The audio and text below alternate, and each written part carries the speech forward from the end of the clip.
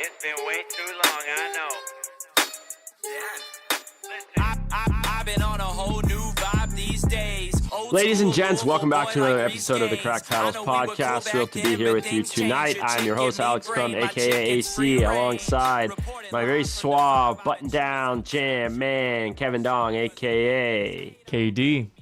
Kevin Dong, how are you, sir? Doing good. I was just at dinner with my mother-in-law, so had to dress for the occasion.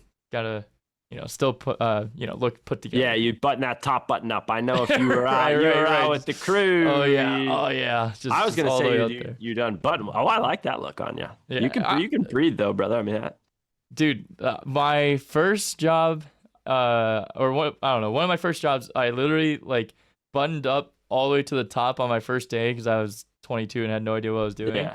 And they all gave me so much crap about it. They were like, "What? To unbutton that? What are you doing?" I'm like, "I don't know. I've never been here before." Yeah, dude. I actually rocked that for a long. There was a while where that was kind of my style, though. Buttoned all the way up polo kind of look. I think it looks cool. Right now, my neck's probably too girthy to pull that off. I might choke on my chicken Caesar salad, but I actually kind of like the full button-up look. It's a little uncomfortable occasionally, but you look great. That's what I mean to say. Thanks. You look great as well. You don't look like you're putting on any Thanksgiving weight yet. Yeah. The problem is, and again, I've said this, I'm with my parents right now and getting ready to go down to Florida where I'll be teaching and training and just outside I'm practicing here in Louisville, but there's just food all the time, everywhere. Here at my parents' house, it's always food, always queso, always sandwiches, and so it's very difficult for me to have self-control and not indulge. Mom said, "We got you more Bluebell." It's I don't need any more Bluebell, but thank you. You know what I mean? We got the little Bluebell cups. Yeah, that's what me and my dad do every night. We watch an X-File, we eat Bluebell, and it's all right, But that's a few extra sprints the next day, A few extra sprints. Well, yeah, exactly. So we got a loaded show today, right? We got Lifetime Singles Open and Vegas recap for you. Oh, I was gonna skip both of those. No, I'm okay. We got a little more structure to this episode. Episode 20. Now that we've done this for a little bit while, we're trying to be a little more structured. So we got the recap. We got drill of the week coming. We have how to set pickleball goals. Then we're gonna do a new segment called Weekly Gratitude, and then at the end I'll talk a little bit about a small mountain of paddles. Small mountain of paddles. Yeah. Love it. We don't know. We don't have a name for the segment about paddles. So paddle chat. Paddle chat. You guys can submit what you think we should do when Kevin goes on about his paddles. And right. I am like I said, I am curious because I've been messing with the weight on my paddle because my paddle has historically been uber heavy and not in a beneficial way, I don't think. So I've been taking a bunch of weight off. So I'm curious to see you bring out that twist weight machine. There she is. Looks like an iPhone charger, where that you could charge it and do a million things with it. Twist weight machine, and then you can replace it to do swing weight. Wow. Yeah. All right. I'm interested to try it out. All right. I'll get into it. I'll go ahead and talk about my miserable couple tournaments here. But they're all learning lessons, Kevin. So Lifetime Open, it was super cool to be back in Atlanta at the venue where this kind of all started for me. I love the concept of the tournament. I think maybe it didn't quite maybe live up to their expectations or whoever else's. I don't know. Just in terms of there he is. He's back. Just in terms of the crowd that came out, and to be fair, the weather was kind of bad, and you only have singles. PPA does a really good job, I think. In general, it's sort of marketing their events, and when you have Ben and Annalie and whatever, I think it's just easier to sell tickets. So there were people on the grounds, but maybe not as much as they would have liked. But I still thought it was a super cool event. It ran super smoothly. I'm a big fan of Lifetime. I think their gyms are awesome. I think it's cool that they've taken an interest in pickleball. And yeah, I hope that I think they're going to have another one next year, and I'll be excited to get back down there and obviously hope to fare a little bit better than I did. In terms of my play, I won my first round against a solid local player. It was, I think, 50 to 55 degrees in the morning, and I don't know if you ever played with a Lifetime ball, on a crisp, cool morning, but it absolutely flies. Like it flies. Like it's hard to keep a return in the court. I won a match in 4 games, which felt like it shouldn't have gone 4 games, but I missed like 100 returns. Literally, I think I missed like 15 returns in 3 games of pickleball, which is hard to do. But then literally after I won that match, I went and I watched Armand Bhatia, who dominated the APP Tour in singles when he was there. I saw him lose first round to like a 5-0 singles player. Good, solid player, but you know, if people were making lines on that match, Bhatia would have been like a minus 1,000 favorite, and he lost first round. So I think like for anybody in a new ball, he's been used to playing with that like super heavy, soft Yola ball in humidity, and it's just a different game, right? He's like playing PPA Asia stuff right before this, right? Correct. Yeah. Totally different game. So yeah, didn't play great in that match. Didn't give me loads of confidence going into my match against Dusty. Ultimately ended up losing next round to Dusty Boyer, which, you know, I have no shame in losing to Dusty. He'd beat me before. I'd beaten him a couple times. I mean, he is, I think, probably the clear-cut number 2 on the APP Tour right now behind Amar Wazir. Has a pretty serious tennis pedigree, played professionally a little bit. So no shame in losing to him. Disappointed in the way that I lost, to be honest. I was up, I think, 11-3, 8-3 in that match, just kind of rolling.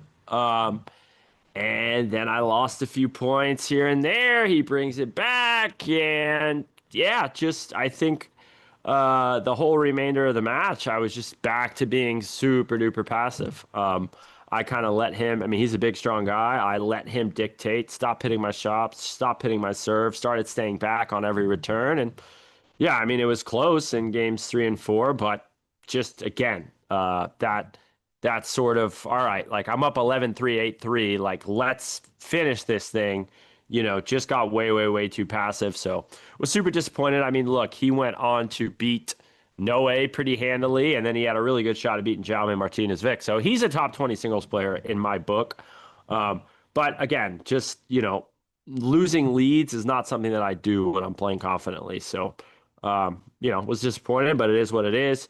Want to talk a little bit about the rest of the tournament. Donald Young beating Connor Garnett was, you know, something. Yeah, his best easily tournament his to date. best singles win since For he's sure. joined the pickleball world, right? For sure. And then he beat Will Howells, which Howells, I mean, Howells is weird in singles. He can either be like the best player in the world or not so great.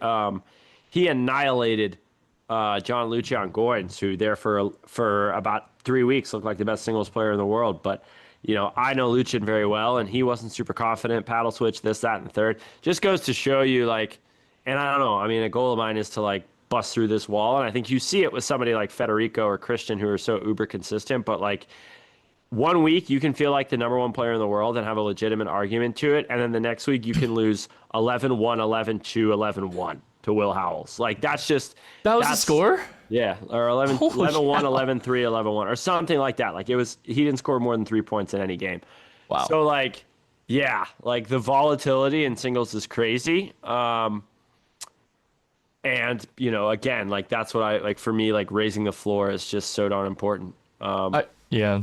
I feel like singles, the margins are so small and like, you know, obviously you're the expert, but I have always felt like when I did play singles for a short stint, or even when I like train it every now and then for fun, like slowing down your body or your mind or any part of it, even just like 5 to 10%, like slashes your performance like 30%. It's like just a little, It can, yeah. a little crack in your like mental or your physical output, and like everything starts crumbling because the margins are just that small in singles. Like if you're playing against someone of similar skill. 100%. Yeah, like I said, you know, 1 minute you can feel like the best player in the world, and then there's 50, 60 guys who could beat you. So it's interesting in that regard. Just my thoughts on general on the state of the singles game. I mean, with the lifetime ball, it's just a different game, and it's something that I think ultimately will benefit me because I feel like my ground strokes are as good as anyone's in the world. Like if I go out there and play a baseline game with someone where we can't come into the net, like I like my chances against anyone. Yeah.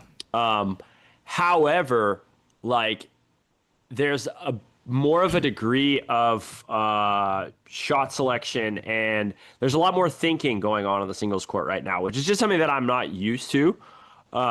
Beforehand, it was like, all right, barring he doesn't hit the baseline, I'm going to rip this return and move to the net. And barring I hit the baseline, they're going to hit the return and come in, and I'm going to have a look at a pass. It's not like that anymore now. You have to make a split-second decision on whether to stay up or stay back. And if you get passed a couple times, you should probably stay back. But then there's just a lot more like point construction involved, and like, yeah, a lot more thinking throughout the point. Should I move in? Should I stay back? Whereas before that didn't exist. Yeah. So that's, in my opinion, one reason you've seen Hayworth like kind of come in and have the success. He ultimately ends up winning the tournament, beating Federico in 5. Is that he's probably the cleanest baseline ball striker out there, and he's moving in at such an infrequent rate. It's crazy. I think he told me that he moved in 3 times the entire match in 5 games off the return. Straight right off. Off the return. Obviously. He waits and then he's patient with it. But I think that, against Dusty, I started staying back, and then I started staying back on everything. You know what I mean? And I still think, like, if you can hit a good return, you should move forward. And I still think that I should be looking to move forward. But for me, it's like recognizing these moments now, because I feel like I've been staying back when I shouldn't, moving forward when I shouldn't. So, yeah, I mean, honestly, like, again, I think ultimately this will favor me. Do I think that, like, it's more fun? I actually, to be honest with you, think it's less fun to watch. I don't know why, but for me, like, I kind of enjoyed, like, the, like, short, quick, boom, boom, boom. Like the pure shot-making points? Yeah, because it just doesn't look that impressive on a pickleball. Like, baseline rallies, in my opinion, don't look that impressive on a pickleball court. Now, you can get some crazy points. Like, you saw Federico, like, some of that stuff is awesome, but like I was watching the like Roscoe Bellamy versus Hunter match, and like most of these points are like 7 or 8 balls down the middle of the court, heavy and deep, and then someone makes a mistake at the baseline. You know what I'm saying? And like, I don't know, but it is what it is. I'm gonna have to learn to adapt. I think, again, ultimately it will it'll benefit me, but yeah. So congrats to Chris. I would have sure loved to have that 50K, but it is what it is. Go back to the soup kitchen. Okay. Regarding the 50K, I do have some like, I don't know if the marketing wasn't effective or if I just wasn't an effective viewer, but I didn't realize that, okay, the winner gets 50K, but on top of that, like, every single round gets paid pretty a lot compared to, all the other pro tournaments. Like, yeah. I didn't realize the pool of prize money was 250. Yeah. So, like, I think, whether that's me being dumb or Lifetime not doing a good enough job of marketing, like, I think that was a big miss of, like, hey, like, there's real stakes on here. Like, whether it's going to convert people to watching online or in person, like, that was just way over my head. I was just like, oh, winner takes 50K. I thought it was winner takes all. Yeah, I would agree with you on that. But I would say this, because like Zane did a spiel about how like there were tons of like players noticeably absent from the singles draw. And that's true on the PPA side, kind of. But you've got to think about it like this. Like, who didn't play? Ben, Alshon, Hunter. Like, those guys, maybe not Hunter, but like those guys are getting paid that in appearance. Yeah, they don't need that 50K. You know what I mean? Like, they don't need the 50. No, like, they don't need the 50K. You know what I'm saying? And on the APP side, like, Amar didn't play, but I talked to him. He had like a wedding or something that you know what I'm saying? So like, I thought there were a lot of APP players that didn't play though. Like who else in singles?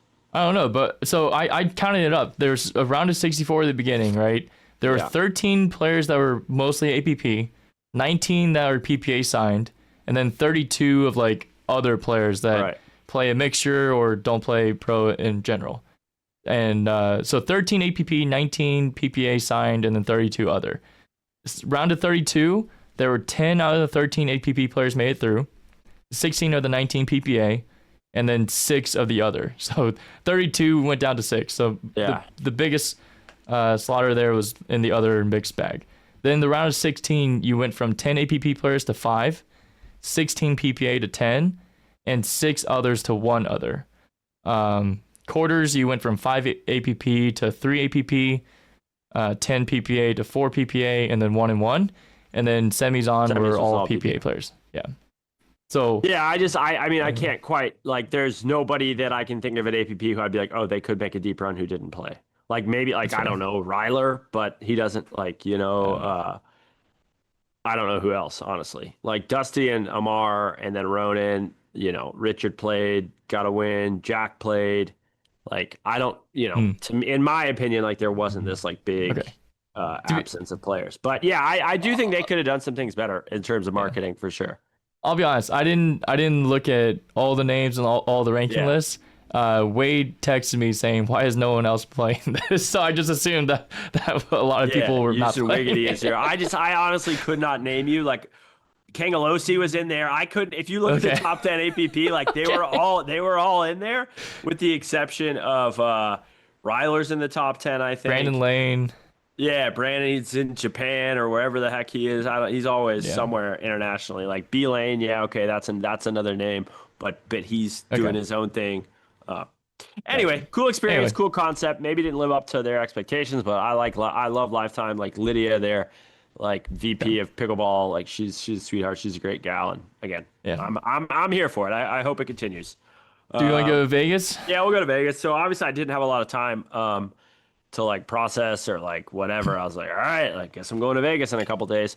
Thankfully, like I was pretty upset, like blowing a 11-3, 8-3 lead, like in a tournament that I feel like I could win if I played well. Thankfully, Louisville beat Miami on the road, which is like the biggest Louisville Cardinal football win in my lifetime. I was like just sitting in the hotel like this. Like normally I would be a psychopath going crazy, but so that raised my spirits a little bit. Right. Flew to Vegas on Monday, checked in the Flamingo. By the way, I just have to say this, staying at the Flamingo like has just showed me how terrible the Circus actually is. Like the Flamingo is not a luxurious Vegas hotel by any means, but it was 50,000 times cleaner, safer, better than the Circus, like by every metric. Like I actually love the Flamingo. It's right in the middle of the strip. If you want to go on like a budget Vegas trip, go to the Flamingo. I couldn't say enough nice things about it. My girlfriend joined me out there, so she got in at like midnight. Perfect. That was a wedding gift from my mom, by the way. So Oh wow, just FYI, a little Flamingo action here. that's It's in beautiful. the back of the office. I'm a big fan of Mama Dong. Didn't know she was such a talented artiste. There you go. Very well done. Yeah, so I got in at like 8, took a nap. My girlfriend got in at like midnight. I woke up at 5. I wasn't feeling great, obviously, but wasn't necessarily feeling bad. Like, I don't know. Yeah, and I had a pretty bad day. I lost to Blaine Havanier, and look, Blaine is a competitor, much better doubles player than singles player, but he's beaten some people, and he's had some runs, and again, everyone's good. Again, won the first set, got down early in the second game. I think I was down like 9-1, brought it back to 9-8. Hit a big serve. He stayed back, gave me a backhand in the middle of the court, and I kid you not, Kev, I missed it by like 10 feet. I was like, yeah, you're losing this match. Oh my God, that's quite the spiral there. Yeah, so anyway, end up losing. I mean, it was the same kind of thing against Dusty, where like once it started slipping away, rather than just keep playing, I turned into a turtle and just started pushing the serve short, not hitting my ground strokes, just not playing with a lot of confidence. So yeah, I mean, it's been a tough couple of months. Just I think from a mental perspective. Later in the day, I lost in mixed. I played with 16-year-old Ella Cosma, who's such a sweet kid and super talented. Yeah, we lost to Ava and Onik. I mean, yeah, it could have gone either way. And then me and Ed Perez lost to Sincola and Dilara. Sincola is like a legend. Obviously, they know how to play smart pickleball. One thing that I was a little bit disappointed in, this is something that I just cannot do going forward, is I feel like I let my performance in singles, which is supposed to be my best event, sort of, not to say I wasn't trying. Of course, I was trying out there in the other events, but just feel like Yeah, like it's feasible to have like a bad day in one event and a great day in another event, but it's not if you don't allow it to, if that makes sense. Like Yeah. I was such a sad sack after I lost to Blaine first round that like I feel like I let my energy and my just negative thoughts sort of seep into um the other matches, and that's something that, you can't have happen. So, Sounds like you need some like resilience training or something like yeah, something. no, and look, like that's I think the next day, like I was in Vegas with my girlfriend the next couple of days, went out and had fun and just tried to sort of uh try to keep it all in perspective and that, you know, this is meant to be however this journey sort of ends up for me, like you're in Las Vegas competing, you're playing pickleball. Like the reason that I started playing again or playing 2 years ago, my first tournament was about 2 years ago or a little bit longer than that, like was for the joy of competition. Hmm. And like if I'm not enjoying the competition, then it's like, why are you doing it? You know what I mean? Like I remember how excited I was to play like every tournament because like I viewed every tournament as like such a privilege and like I would like be wait because I could only play like one tournament every 2 months, and so like the week leading up to the tournament, like I'd be so excited I get to compete, and then like I would say just the last couple of months between the paddle and everything else, I've been like, ugh, like I am like more like I need to win, like I've got to go out and prove Yeah. myself again, Yeah. and it's not healthy and it's not helpful either, right? So It's almost like you're viewing everything as a challenge or obstacle versus like a opportunity. correct. Like it's what it feels like. Correct. But And yeah.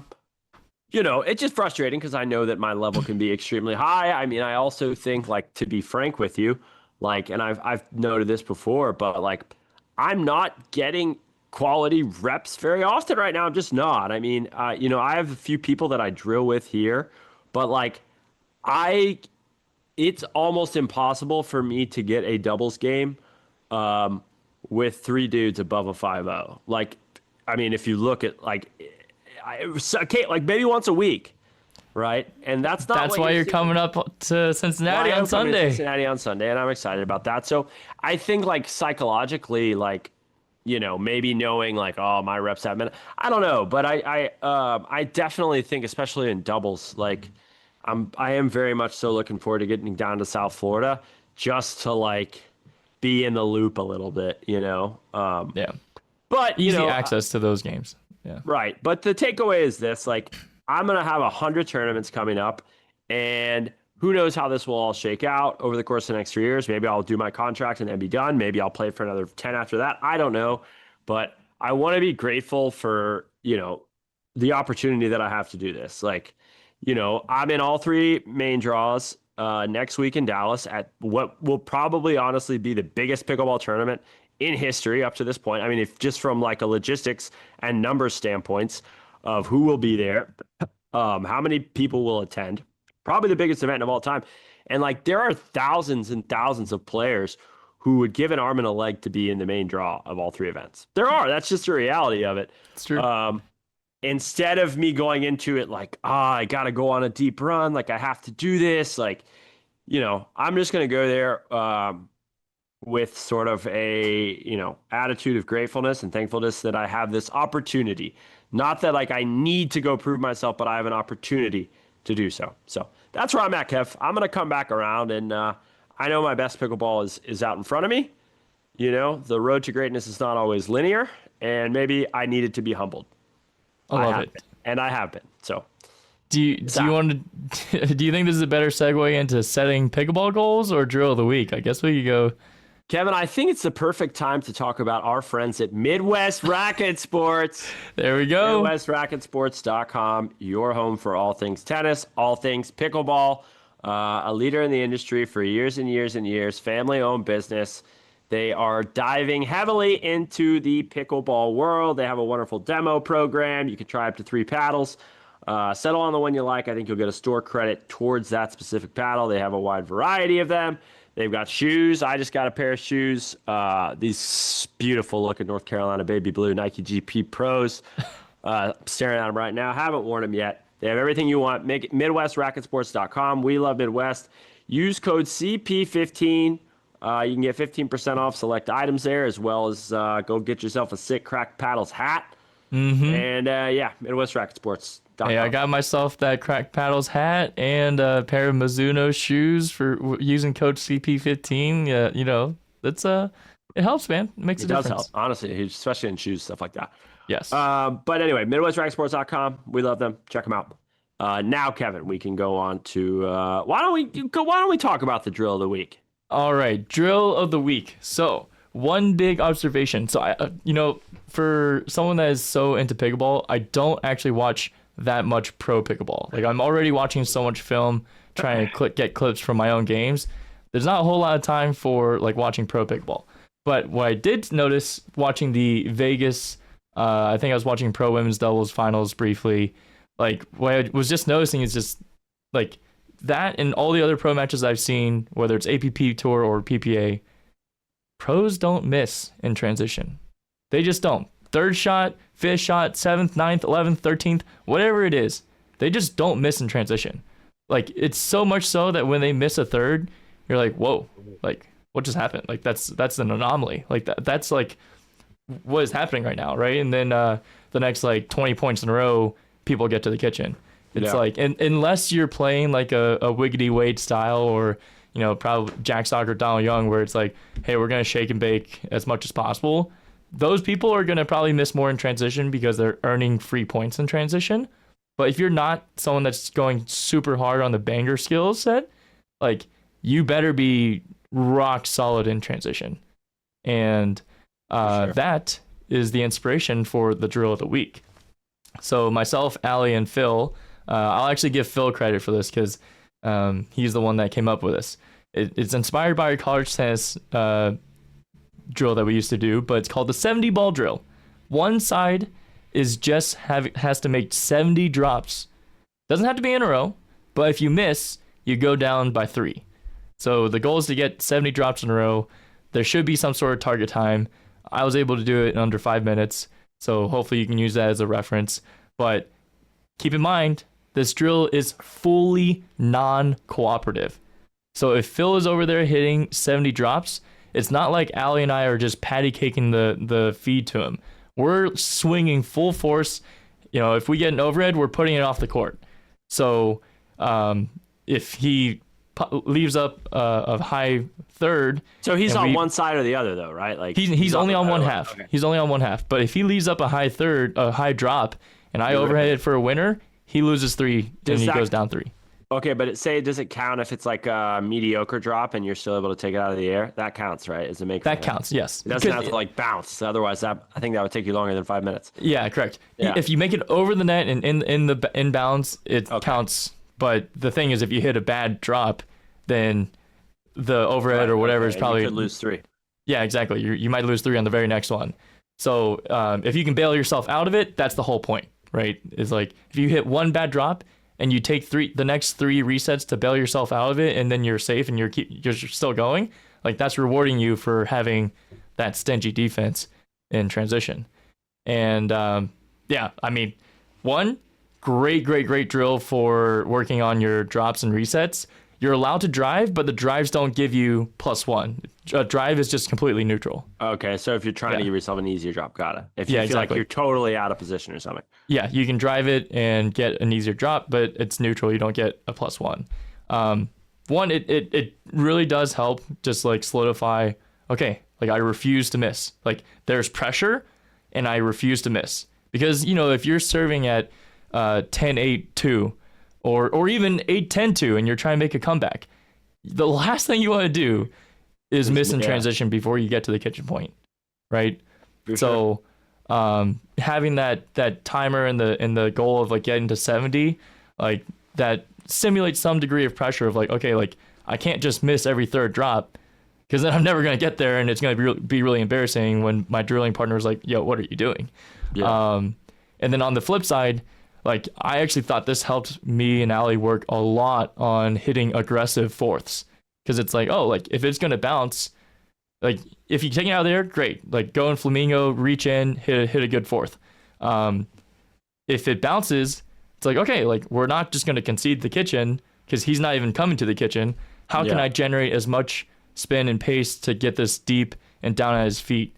And honestly, that helped me a lot, because then what I noticed is the next time I played rec games, I was able to generate so much more, not just on fourths, but even off the bounce speed ups. And I'm like, I'm Mr. Only flick out of the air guy at the kitchen, and I was like going for stuff off the bounce and feeling way more comfortable. And I was like, wow, like that drill, the 70 ball drill, is great for thirds and for fourths. So try it at home. I like it. Okay, Thank you, Kevin. We'll have to do that on Sunday, maybe a little as a warm up. Yeah, right. Do we have a third and fourth yet, or are you still? We have a third. We don't have a fourth. So who's our third? Tristan Shaw, the lefty. Okay, I like that. He's pretty good. Okay, next topic: how to set pickleball goals. This is very hot off the press for given your recent setback and my own desire to do more within pickleball. But I guess my mindset on goal setting is that it's good to set the results-oriented goals, like have that somewhere in the back of your mind. But I like to focus on system-oriented goals. So that's goals based on like actions that you can actually measure and do, instead of like I want to win a pro medal. Like, I mean, I only get a checkpoint on that once every month or two. So, what am I supposed to do with that, like in between? So for me, like I literally started a spreadsheet of like things I need to do every single week to get to where I want to be. And, that's like 8 hours of drilling a week, 4 hours of rec play, doing 21 sets of hip preventative rehab stuff, just because the hip strength has historically been weak, and that causes that causes issues with the knees and all sorts of joints. So things like that, agility, strength workouts, and I put in Peloton, 2 hours of Peloton a week, not all in one session, just because the muscle endurance has been something that's been lacking in the last few months of my pickle career. So I was like, all right, like toss this all together. I should be able to measure it. If I don't do it, that's on me. I'm not allowed to complain if I lose. Like if I don't do what I set out to do, I cannot complain if I lose in a pro tournament. So that's just one way of me trying to hold myself accountable and say, I'm going to get better by doing X, Y, and Z. If I do X, Y, and Z, I'll go and compete with zero regrets. Okay. Well, I got nothing on that. I think that's probably what I need to start doing, because I think that that's a great way to compete without regrets, if that which is basically just what you said. It's easy for me to say like, okay, like one goal that I've sort of like tossed around in my head and I haven't, to be fair, and I need to do this like maybe tomorrow. But like I need to set myself, because I have nothing right now. Only was to be number one in the world in singles. Like, okay, a lot of people have that goal. But results oriented. Also correct, yeah, to make the tour finals, which would mean I'd be ranked in the top 8 by May, which like is definitely possible. I mean, I'm like 28th right now. But again, to your point, those are strictly results-based goals, and so which are still good to have. Right. I mean, sure, but I do think that like, yeah, I mean, it's better. And what I talked about earlier, like if you have your checklist throughout the week, before, say a week before a tournament, and you've gone through it, when you're out there on the court, you're going to have just a little bit of an extra edge to you, I think, knowing that you put the work in, whether you're like, I played with a 4-0 last week on a Tuesday. Like that was my last double session. And then you're out there playing against Ben Johns, like might not give you the best feeling about your chances. So, I think what you've just outlined there is something that I need to do. So I'm going to show the viewers the spreadsheet, and I'm sorry you're not going to see it because you're not going to see my screen, but I will literally share this with you. It's a Google sheet that you can also see, and each tab has a different person's name or initials on it, and that's a way we can have a little bit of group accountability. So there's different columns for each of the habits that I want to have, but everyone can set their own habits that they're tracking, and every single day you can put in your total of what you've done, and you can see in the first week I did not meet all of my goals. So already I can't complain. I gotta do more, and I know that, and that's the plan, is to meet my goals in the future weeks. But if you would like AC, we Dude, could send me the share this sheet, with you. bro. Yeah, and Send me the sheet, man. If I can just start finding my way onto more Kevin Dong spreadsheets, like I know that my life will get better. Whether that's like financial planning, like mental health, anything. Like if you got a spreadsheet, freaking sign me up, dude. I'm in. all right. I'm gonna send it to you. If you don't fill this out every day, I'm gonna be disappointed, or I'll be I need to texting you. figure out what I need to put on there to start with. All right, that's your homework for before the next episode. And if you're at home, feel free to DM me on Instagram. I'll give you a link to this too.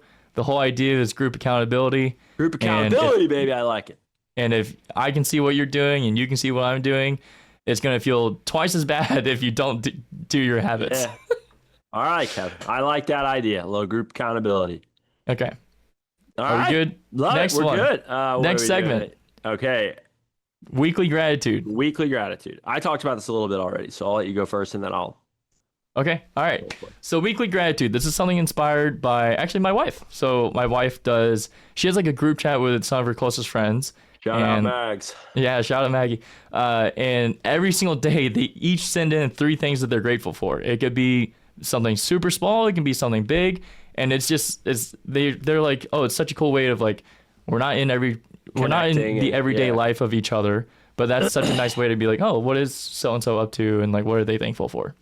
So my weekly gratitude for this week is just honestly my support structure, like people that I can call, yourself included, and talk to you about any sort of problem or issue or challenge I'm facing, and that support structure, that inner circle, will make me feel either more energized or have more comfortable with having a solution or a path forward. And some of these people are people I've known since college, and we've been they're in my wedding, and other people are people I've met more recently, like you. And I just think that goes such a long way. Life can be pretty lonely, especially now, everything being digital. It's like, like those connections might not be as strong. The reason why I thought about this recently is because someone that I used to follow in the chess world, Daniel Naroditsky, otherwise known as Danya, he actually passed away a week ago. And he passed away at the age of 29, which is younger than both you and me, which just blows my mind to think about. I'm 22. You're 22, right? But yeah, like this guy was a chess grandmaster and a content creator. And from my view, I've never met this guy, but he was such like a positive force on everything he impacted in the chess world. Like, he was a chess commentator for all the biggest tournaments that would be live streamed all the time. Like, he was a YouTuber with hundreds of thousands of subscribers. Like, literally when I started my chess content channel, like, I wrote down in a notebook 5 people that I want to take inspiration from. And he was one of them, because he was able to like be so clear and entertaining and just down to earth in his instruction that I was like, that is literally who I would like to be. And part of his story, as bright as it was, is that like he had a former world champion who's just off his rockers and getting old, like constantly accusing him of cheating in online chess. Yeah. And basically, like, the general public of the chess world knows that it's a whole load of baloney. But for him, it was like his idol growing up was the one accusing him and like basically cyberbullying him. Yeah. And it seems like he felt really lonely and stuff. And yeah, it's just like, you never know what people are going through. Did he commit suicide? Is that? No idea. It's very unclear, but okay. Whatever it was, it seems like that was a factor. So sure. It's just like, I feel obviously very sad of his passing, but it just reminds you that like, whether it's a close friend or not a close friend, you never know what people are going through. Sure. And whatever I'm going through, I'm just very, very fortunate and appreciative of the people in my life. So sorry if that was a little heavy. No, but it's good. Just wanted to get that one. Very good. And I think something that, people who don't have those support systems, like I think when you do have, your parents still alive and together and in your life, like you and I both do, like it's so easy to take that for granted. It's very easy to forget how much of a rarity that is, and to have a good network of friends and roof over your head, all those things, right? So I think that it's definitely something to acknowledge and reflect on. And I was just thinking, like, that's such a cool idea for a group chat. But I will say, my group chats with my like old degenerate friends look a lot different than gratitude. Gotta like check the phone in public to make sure there's nothing graphic on there. But maybe I'll be the one to sort of initiate a different tone. There are certain groups where it just would not fly, but I think I could get away with it with some of my friends. There you go. Well, hey, the worst that could happen is that people say no, and they might make fun of you, but that's but okay. someone might bite. I'm past the point of being I can exactly. I'm at that. You hit a certain age in life where you just don't care. But yeah, thanks, Kev. Thank you for that. I like this segment already. Mine, going back to what I said, I'll stick on that. Just the ability to compete, I think. I mean, I could just in a hypothetical, suffer some sort of injury on court at any point in time. Could be tomorrow, could have been today. And like, just thinking like, say if I, were out for 6 months, if I had to be out for 6 months, not only would that prevent me from competing and playing the sport that I love to play in, it would prevent me from teaching. It would prevent me from, being active. And like, again, like it's such a small thing, but there's so many people out there like Rob Nunnery or something who are having to deal with competing with,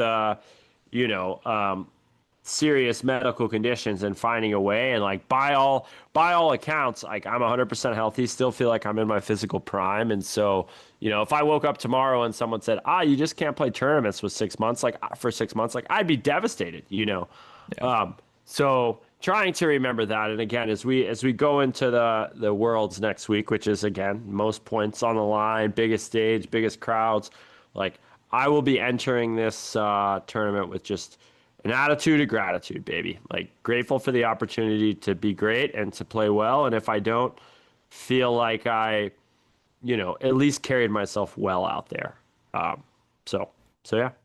I love that. All right, we're off to a good start. Yeah, last episode, energy and belief. This episode, attitude of gratitude. Yeah, energy and belief. I didn't mean that as a knock. I actually like these. At one point it was funny, like against Dusty. I think this was in like game 4, and like Jada Bowie and a bunch of like Dusty's Sarasota crew. Like I'm friendly with all of them as well. Like, but they were rooting for Dusty. Like he's their guy. Right. And I was like, you said you were going to compete with energy, belief, and joy. He's like, you've done like half of one of those. And they were cracking up. Like, I was like, yeah. I was like, you competed with like a tiny bit of energy. Like, I was like, yeah, no belief, no joy. You're hitting your serve like 2 miles an hour. Oh man. My serve feels back though. Like it feels back. Again, it feels back. Federico always jokes with me. Because like I told him one time that I was hitting lollipops like in a match or something against him. I think I maybe told him that. And every time I see him now, he's like, "No more lollipops." Oh my God, Federico commented on my thing and said lollipops. And yeah, like that. The Federico again. This is off topic, but he's somebody that I like really admire just because like you can tell that guy works his tail off. Like he doesn't have the best passing shots. He doesn't hit the ball the hardest, but like, he's there week in and week out in men's singles. And like, there's just certain people, like that aren't going to beat him. And like, he's kind of back on top of the game again. And not that his highest level is the highest, but week in and week out, he's like so mentally tough. Like feels like he has the super high floor right now out there. So like I admire his work ethic and just attitude on the court in general. Kind of like the Nadal of pickleball, like. Kind of, yeah. I mean, although, yeah, I don't know if Nadal's a little fun, but yeah, I mean, just same energy level, same routines. Like no matter who he plays, like it looks the same against no matter who. And sometimes there's somebody like a Hayworth or a me who just goes out there and blows the ball by him, or a Gabe Joseph or something like that. But like you're gonna have to, like, I have been kind of throwing away matches or like not going for my shots. Like Federico's not gonna do that. Like he's gonna go for his shots. He's gonna play his game. And if you go out there and you beat him, you know, But obviously he's he making probably you beat you. right. He's He making always goes out there and plays with the same intensity, same level. Like he's dale, you know, 3-1 against a qualifier in the first round. You know what I mean? Like, but you have yeah to be that way. So yeah. I'm looking forward to practicing with him a bunch in Florida because he and I became pretty good friends. So Love it. somebody definitely that like just the way that he treats the whole thing is somebody that I kind of look up to a lot. So. Amazing. Anyway, all right. Last things last, Kevin. Should we tackle your? There you go. That smile on your face. There it is. Here's the mountain. Okay, so we'll kind of go rapid fire. First things first. I mean, the boomstick. Smash your pass. I'm just very much so smash, and Okay. I hate that I love this paddle because it's $333, and I just with the general pickleball market producing good paddles for more affordable prices. Like I just hate that like my favorite paddle right now is the most expensive one because I'm like I want to recommend something that is more reasonably priced, but you're getting them for free, no? Or so that was the other thing I was going to briefly touch on. This is that this is the first boomstick I got, and I just received this one in the mail today. And yeah, like first off, I am still independent, so I'm not sponsored by any paddle companies. No paddle company is paying me anything to say anything about paddle. I only get commissions if I sell paddles using my code, which is usually Kevin Dong on most paddle companies. But write that like, down, folks. So, yeah, right. But like my point is like I'm still independent, and part of the challenge of that is like, okay, well, no company is necessarily incentivized to send me unlimited free paddles. Right. But it's like, okay, I need to like convince the company that I'm planning on competing with for that next tournament. I need to convince them to send me a fresh one for tournaments usually. I think the boomstick I might be able to stretch 2 pro tournaments, which is basically 2 weeks of like totally fresh grit. But I will say part of, you know, this whole like movement from Gen 3 to Gen 4 paddles, Gen 3 being like the things like the polymer core plus the foam enhancements. Gen 4 is like the full foam, so like everything in the core is foam. It's supposed to be much longer lasting. So what I'm planning on doing is having a tournament paddle, which I can use for 2, hopefully 3 tournaments, and then a training paddle that is totally fine and functional for all training purposes. But for the actual matches, I'll just use something with a little bit extra grit still on it to help everything dip down and get that extra, like, you know, 2% of margin and makes a difference. Stuff. Yeah. So very thankful for Selkirk for sending that. But yeah, dude, I hate to love it because it's like, and to be fair, I wouldn't even necessarily recommend it for every single player. But if you like something that has a ton of pop for like counters and stuff, and plenty of power for drives, you're gonna like the boomstick because that's from my experience, that's like pretty much maxed out on both those stats. Second thing, Thrive Fury. We'll go a little bit quicker. I just didn't really know what to expect from this, but this is probably my second favorite paddle right now. Like if I wasn't playing with a boomstick, I would probably be competing with a Thrive. Very high on the poppy side of things, not quite as powerful on like full swings like drives and serves, but still very powerful. Like just not as crazy as the boomstick. So I like my bias is way towards pop, and this thing's really poppy. So second favorite paddle right there. Next, you mentioned Dusty. I'm pretty sure he was using the Luz Cannon. And this one's pretty special because it's only like $92 after code. It's like a cheap mod, no? Yeah, so it's only $92 after code. As you can see, I've only hit it a little bit, and dang, I'm look at that sweet spot. I'm pretty good about hitting right there. I've only used it a little bit, and the first impressions are like, yeah, it's a very solid paddle. More thoughts to come, but in general, like the fact that this is only $92 after code is crazy. I don't even think my code's set up yet, so whatever. But seriously, like, yeah, I mean, it's not the craziest thing out there. I don't know if a cheap mod is as accurate, but maybe it'll break in to that point.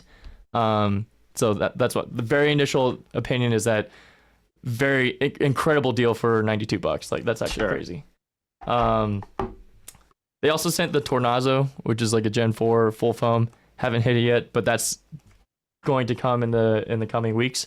And the last but not least, Engage sent this Alpha Pro, and I will say that I have never really been a fan of like Engage paddles in the past. Like my buddy BMAC used to have one, and that was the only, like the original Engage paddle, that one that was all black with a target on it. Yeah. Like that is the only paddle I've ever used that I felt like I could not dink with it. Like it was so like dead in most of the paddle face that like I couldn't figure out how to dink with it. Every other paddle I can at least dink with. Yeah.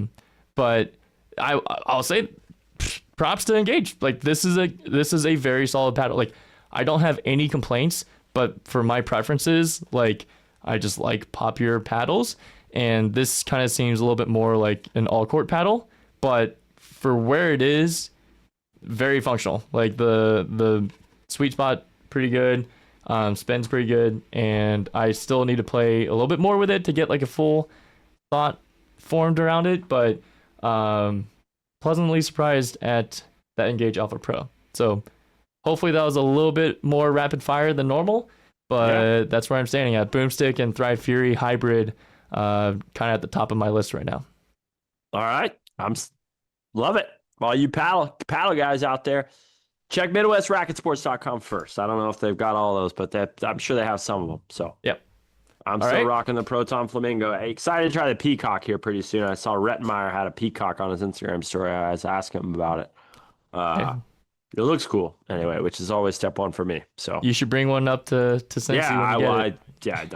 I will when I get it. But anyway, Kev, I think that's about it. Great episode. You got Mace when? Next week. Next week. Okay. So you'll fly in on what? Wednesday? Tuesday or Wednesday, but probably Tuesday. And are you playing mixed? Mixed with Glauca, Carvajal Lane. So you're in the main draw? No, unless we get the wild card. And okay, so qualies are Thursday. Yeah, qualies are Thursday, and then men's doubles with Claudio. CQG? Yeah, CQG. All right. Team España, right?